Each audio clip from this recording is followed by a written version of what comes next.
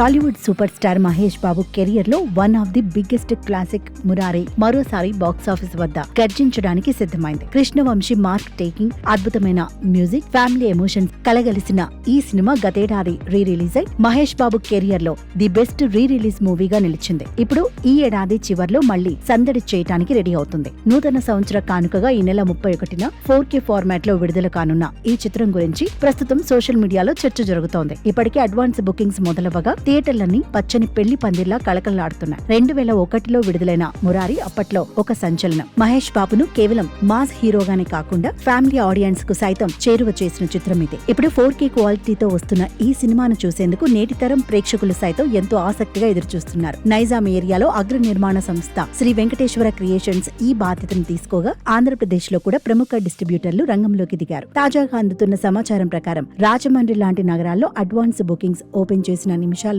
టికెట్లన్నీ అమ్ముడుపోయాయి. దాదాపు అన్ని చోట్ల హౌస్ఫుల్ బోర్డులు కనిపిస్తున్నాయి.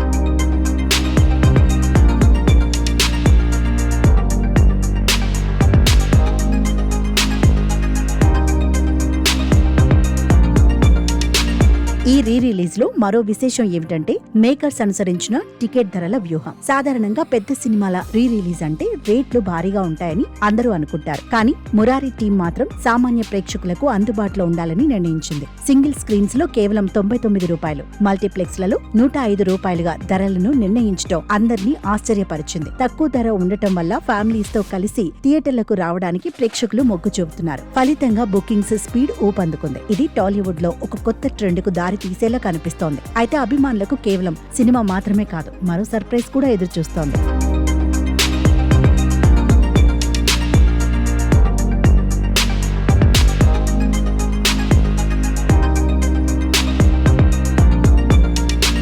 ఈ రీ రిలీజ్ తో పాటు మహేష్ బాబు తదుపరి చిత్రానికి సంబంధించిన వారణాసి గ్లిమ్స్ ను కూడా థియేటర్లలో ప్రదర్శించబోతున్నారు. ఒకవైపు పాత క్లాసిక్ మూవీ, మరోవైపు రాబోయే సినిమా అప్డేట్. ఇలా ఫ్యాన్స్ కు డబుల్ ధమాకా గ్యారంటీ అని చెప్పొచ్చు. మొత్తానికి మురారి మ్యాజిక్ మరోసారి రిపీట్ కావడానికి అంతా సిద్ధమైంది. అప్పట్లో థియేటర్లలో ఈ సినిమా మిస్ అయిన వారు మళ్లీ ఆ జ్ఞాపకాలను గుర్తుంచుకోవాలనుకునేవారు ఈ నెల 31న థియేటర్లకు క్యూ కట్టడం ఖాయం.